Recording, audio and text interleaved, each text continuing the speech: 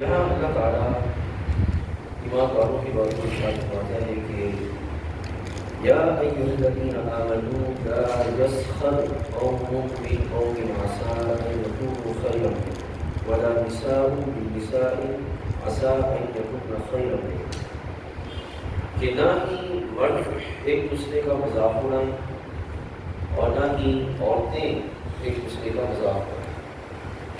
ٹھیک ہے، اچھا یہ پہلے سمجھ لیجیے، ایک ہوتا ہے مذاق اور ایک ہوتا ہے مزاح، یعنی کہ ہاں سے مزاح اور مذاق۔ جو مذاق ہوتا ہے اس میں تزہید کا پہلو پایا جاتا ہے، اس سے اللہ تعالیٰ نے مسخرہ پن سے منع فرمایا۔ یہ چیز جو ہے وہ معاشرتی اخلاقی گراوٹ کا ذکر ہے، ٹھیک ہے، اور جس میں تزہید پائی جائے اس سے اللہ تعالیٰ نے منع فرمایا۔ اور مزاح یہ ہوتا ہے کہ تھوڑا سا دل لگی کے لیے، خوش طبعی کے لیے کوئی کلام، ٹھیک ہے۔ اسلام نے اس کو منع نہیں فرمایا کیونکہ اسلام خوش دین ہے، ٹھیک ہے نا، از خود اس کے اندر بڑی نصاحت اور نفاست ہے اور بڑی جو وہ یہ پہلو موجود ہے۔ دوسرا پہلو یہ ہے کہ ایک دوسرے کے نام بگاڑنے نہیں، ایک ہوتا ہے نک نیم یا کہ کوئی اچھا نام رکھ لیا جاتا ہے، اس میں مذاکرہ ہے، ٹھیک ہے، لیکن ایک ہوتا ہے نام بگاڑنا۔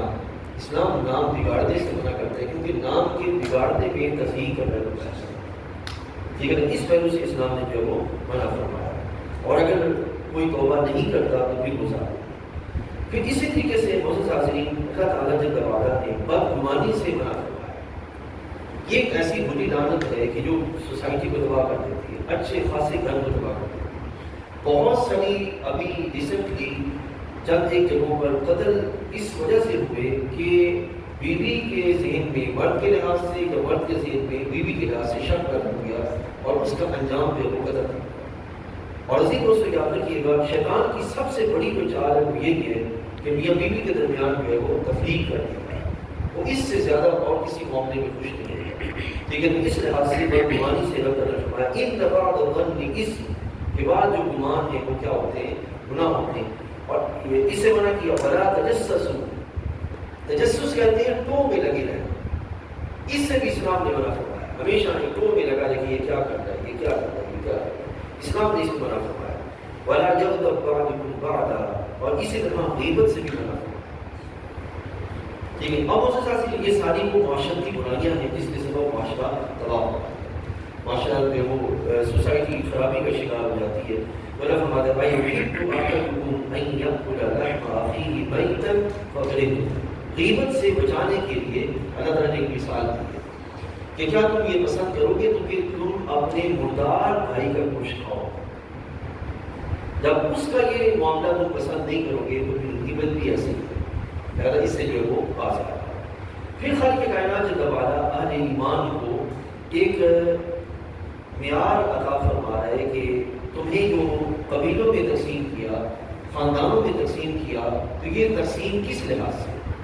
عزیز دوستو، ایک ہے ہماری یہ پہچان کہ ہم فلاں قبیلے سے ہیں، فلاں خاندان سے ہیں، ایک ہماری یہ پہچان، یہ اس کا اللہ تعالیٰ اس انداز سے بیان فرماتا ہے کہ تعارفوا، تاکہ وہاں سے پہچان ہوتا ہے کون کہاں سے ہے، مطلب کس فیملی سے ہیں، کس خاندان سے ہیں، کس علاقہ سے ہیں، بس یہ تعارفوا تاکہ پہچان ہو، ٹھیک ہے۔ اصل ہماری پہچان کیا ہے؟ ایمان، یہ ہماری اصل پہچان۔ اور اللہ تعالیٰ فرماتے ہیں ان اکرمکم عند اللہ اتقاکم، کہ اللہ کے نزدیک معزز بندہ وہی ہے جو تمہیں سب سے زیادہ متقی ہے، یعنی کہ خاندان شرف کا سبب نہیں، اصل جو شرف ہے وہ کس کے لحاظ سے ہے؟ ہمارے آقا صلی اللہ علیہ وسلم کا فرمان بھی موجود ہے کہ جس کا عمل اس کو آگے نہیں لے جا سکا اس کا نسب اسے آگے نہیں لے جا سکتا، جسے کہا جس کا عمل اس کو آگے نہیں لے جا سکتا اس کا نسب اس کو آگے نہیں لے جا سکتا۔ اور یہ چیزیں آج کی اولاد کو سمجھانی چاہیے کہ والدین کی طرف سے، خاندان کی طرف سے آپ کو جو کچھ مل رہا ہے اس میں آپ کا کوئی جو سلسلہ نہیں ہے، اصل آپ کا یہ ہے کہ آپ اپنے کردار سے اپنا جو وہ معاشرے میں مقام کرنا، ٹھیک ہے، یہ اصل چیز ہے جس کو اللہ تعالیٰ نے کرواتا جو وہ ہمارے لحاظ سے بیان فرماتا ہے۔ اسی طریقے سے سورہ ذاریات کے اندر ایک مقام پر اللہ تعالیٰ جل وعلا نے ایک آیت کریمہ نازل فرمائی، بیان فرمائی وَمَا خَلَقْتُ الْجِنَّ وَالْإِنسَ إِلَّا لِيَعْبُدُونِ، کہ انسان اور جنات کو کس لیے پیدا کیا؟ لیعبدون بمانا لیعرفون، تاکہ وہ اللہ تعالیٰ کی معرفت حاصل کریں، اللہ تعالیٰ کو پہچانے۔ یہ ہے اس کائنات میں انسان اور جنات کی تخلیق کا مقصد۔ ٹھیک ہے، آپ پہچان کس لحاظ سے؟ مگر دو چیزوں سے، ایک ہے کہ اپنی عقل کو اللہ تعالیٰ کے دربارہ کی جو اس کائنات میں تخلیق ہے اس میں استعمال کیا جائے، اور اس سے پھر اللہ تعالیٰ کے دربارہ کی پہچان کا معاملہ ہوگا، کیونکہ یہ چیز کس نے بنائی ہے؟ اس تخلیق سے اس کے خالق کی سمجھ آئے گی، اس کے کریٹر کی سمجھ آئے گی۔ اسی طرح کائنات جو ہے وہ بنانے والا کوئی ہے۔ اب سوچیں یہاں پر ملحدین کا ایک رد ہوتا ہے، ملحدین کی فکر کا جو وہ سوچ کی جو رد ہوتا ہے کہ ملحدین جو ہے وہ مخلوق پر غور و فکر کرنے کی بجائے وہ سیدھا خالق پہ غور و فکر کرنا شروع ہوتا ہے۔ ان کی غلطی کی سب سے بڑی بنیاد یہی ہے کہ وہ خالق پر جو ہے وہ فکر کرنا شروع ہو گئے اور مخلوق کا سلسلہ انہوں نے ترک کر دیا۔ حالانکہ نبی علیہ السلام نے فرمایا کہ جب تمہاری سوچ بڑھتے بڑھتے یہاں پہ آ جائے نا کہ خالق کو کس نے پیدا کیا تو فوراً وہ خیال چلے، کیونکہ وہ شیطانی خیال ہے، وہ شیطانی محض وسوسہ ہے، اس کی کوئی حقیقت نہیں ہے۔ ٹھیک ہے، تو کیا ہونا چاہیے؟ ہم مخلوق پہ غور و فکر کرتے ہوئے خالق کی عظمت کو پہچانیں، نہ کہ خالق کی طرف جائیں اور یہ پوچھنا شروع کر دیں کہ جناب وہ خالق کون تھا، وہ کون ہے، وہ اس کو کس نے پیدا کیا، وہ کیا کر سکتا ہے، وہ یہ ہے وہ ہے۔ یہ میں نے واقعہ پہلے بھی آپ کو جو سنایا، حضرت سیدنا امام اعظم ابو حنیفہ رحمۃ اللہ تعالیٰ علیہ والا واقعہ، شاید آپ کے ذہن میں ہو، میں آپ کو صرف اشارہ کرتا ہوں کہ جب ایک دہریہ آیا اور اس نے کہا کہ بتائیں اللہ تعالیٰ سے پہلے کون تھا، وہ اس وقت کیا کر رہا ہے، یہ میں نے پہلے واقعہ آپ کو سنایا تھا، تو یہ چیزیں اپنے ذہن میں رکھی۔ ابھی میرے ذہن میں وہ تراویح کے درمیان بھی وہ بات آئی کہ صاحب پیچھے آئے تھے صاحب آمین والے، تو دیکھیے میں کیا چیز آپ کو بتا رہا ہوں، جو ہوتے ہیں نا صاحب علم، اصحاب علم، وہ جب اپنے سے بڑے علم والے کے پاس جاتے ہیں نا ان کا احترام ہے۔ ٹھیک ہے، دیکھیے جہاں ضد اور تعصب آ جائے نا تو وہاں پہ احترام ختم ہو جائے، جہاں پہ ضد اور تعصب آ جائے نا بھائی میں ہوں مجھے مانا جائے تو وہاں پہ احترام ختم ہو جاتا ہے، وہاں پہ بھی جمہور کی کوئی حیثیت نہیں ہے۔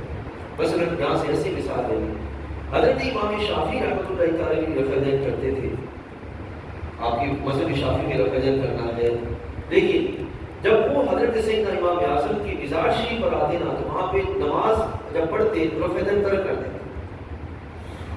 آپ سے کسی نے پوچھا کہ حضرت آپ تو خود صاحب مذہب ہیں تو پھر آپ یہاں پہ آ کے رفع ترک کیوں کرتے ہیں؟ تو مجھے صاحب مزاج سے حیا ہے،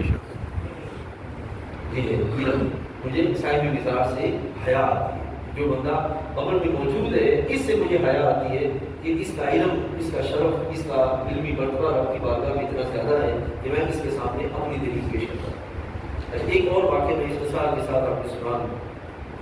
میرا شریف سرگودا حضرت ضیاء الحق جسٹس پیر محمد کرم شاہ رضی رحمۃ اللہ تعالیٰ، آپ کے یہاں عرس شریف میں ایک مرتبہ دو شیخ تشریف لائے۔ ایک شیخ تھے جامعہ ازہر سے نائب مفتی اعظم، اور ایک شیخ تھے مسجد نبوی شریف سعودی عرب سے، جو مسجد نبوی شریف میں 80 سال کی ان کی عمر تھی اور تقریباً 30 سال وہ مسجد نبوی شریف میں حدیث شریف پڑھاتے ہیں، وہ گزر گئے۔ اچھا عصر کی نماز کا وقت ہوا، بڑا دلچسپ ہوا، عصر کی نماز کا وقت ہوا تو جو مدینہ شریف سے شیخ تشریف لائے تھے نا، انہوں نے جب اذان ہوئی تو اشہد ان محمد رسول اللہ پر صلی اللہ علیہ وسلم پہ انگوٹھی چومی۔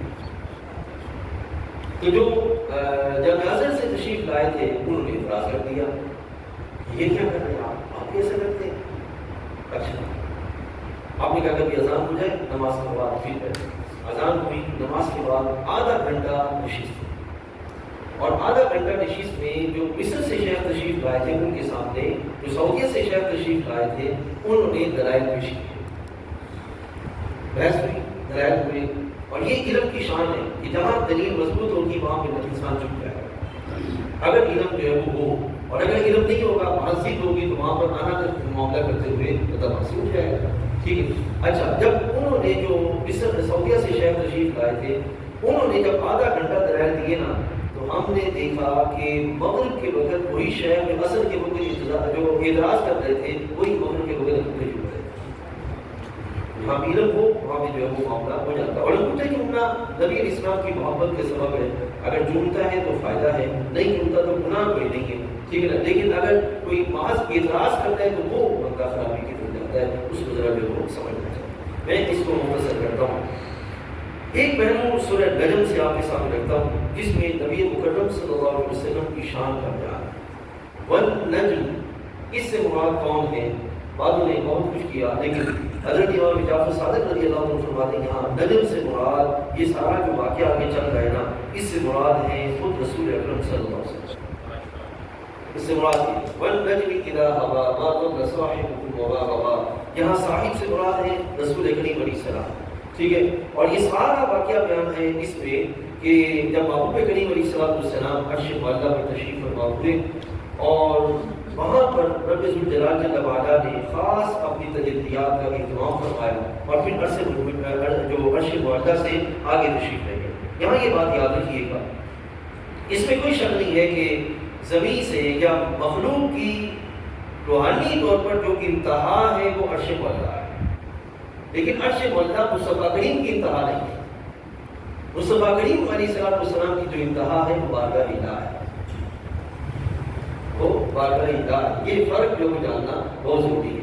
جس ابھی عرش مثلا حضرت جبرائیل امین جب عرش معلیٰ پہ پہنچے تو عرض کرنے لگے یا رسول اللہ یہاں سے آگے نہیں جا سکتا. حبیب کریم علیہ السلام کے اکیلے خود تشریف لے گئے اللہ کے حکم سے اور اللہ تعالیٰ جل وعلا کی اذن سے. اسی کیفیت کو رکھتے رہے جہاں بھی بیان فرماتا ہے کہ فَكَانَ قَابَ قَوْسَيْنِ أَوْ أَدْنَىٰ ثُمَّ دَنَا فَتَدَلَّىٰ فَكَانَ قَابَ قَوْسَيْنِ أَوْ أَدْنَىٰ, کہ نبی علیہ السلام بارگاہ الہ میں بارگاہ ناز میں پہنچے اور پھر قرب خداوندی نصیب ہوا. اس کی یہ کیفیت قاب قوسین, قوس کہتے ہیں مثلا ایسے کرتے ہیں یہ قوس ہے, ٹھیک ہے, قاب قوسین او ادنا, اس کے قریب یا اس سے بھی زیادہ قرب کی کیفیت تھی جو اللہ کی بارگاہ سے مصطفیٰ کریم علیہ السلام کو ملے. ٹھیک ہے, تو یہ اللہ تعالیٰ جل وعلا. اس سے آگے پھر سورہ رحمان آتی ہے, اس میں انوار و تجلیات ہیں, نبی علیہ السلام اللہ تعالیٰ جل وعلا کی قدرتوں کا بیان ہے, قیامت کے احوال کا بیان ہے, اللہ تعالیٰ کی بارگاہ سے اہل جنت پر جو انعامات ہیں ان کا بیان ہے, اہل دوزخ ان کے معاملات کا جو بیان ہے. اسی طرح جو سورہ آتی ہے آگے واقعہ, اس میں بھی یہ کیفیت ہے کہ اہل جنت پر اللہ کے فضل کا بیان ہے, پھر اہل دوزخ جو ہیں ان پر اللہ تعالیٰ جل وعلا کی جلال کی جو کیفیت ہے ان کا بیان ہے کہ ان کے ساتھ وہ کیا کیا معاملہ ہوگا. اور آخری جو کیفیت ہے معزز حاضرین کو سنیے, وہ یہ ہے کہ جو سورہ واقعہ کے اندر آخر میں اللہ تعالیٰ ارشاد فرماتا ہے لا یمسہ الا المطہرون, قرآن مجید فرقان حمید کو وہی چھوئے جو کہ پاک ہے, وہی چھوئے جو کہ پاک ہے. اب اس سے مراد یہ کہ ایک بندہ شرک ہے, عادت شرک میں وہ اس کی طرف جو وہ نہ آئے. یعنی کہ اگر مثلا ایسا ہو کہ کسی کوئی مسلمان کسی غیر مسلم کو محض مطالعہ کی غرض سے اس کی جو وہ دیتا ہے کہ آپ یہ صحیفہ لیں اور اس کا جو مطالعہ کریں. اب چونکہ یہ حالت ایسی ہے کہ جس حالت میں ویسے تو مشرک کے لیے قرآن مجید فرقان حمید کو چھونا جب ایک مومن مسلمان کے لیے مسئلہ ہے تو مشرک کے لیے زیادہ درجہ اولا معاملہ ہے, لیکن صرف اس کو مطالعہ کی غرض سے آپ اس کا مطالعہ کریں. اور کئی نان مسلم ڈاکٹرز, انجینئرز اور اس طرح دوسرے تیسرے لوگ وہ جب قرآن مجید کا ڈائریکٹ انہوں نے مطالعہ کیا تو قرآن مجید کی مطالعہ کی برکت سے اللہ نے ان کو ہدایت کی توفیق عطا فرمائی. ٹھیک ہے, تو یہ ہے کہ کئی دفعہ اگر کوئی سنجیدہ ہو اور اپنی فکر میں پاکیزہ ہو, پختہ ہو, حید ہو, غیر وہ مسلم ہو, اس کو جو ہے وہ قرآن مجید دیا جا سکتا ہے بشرط ہے کہ وہ قرآن مجید کی تصدیق کرنے والا یا اس کو نقصان پہنچانے والا نہ ہو. اللہ تعالیٰ جل وعلا قرآن مجید کی برکات ہمیں نصیب فرمائے.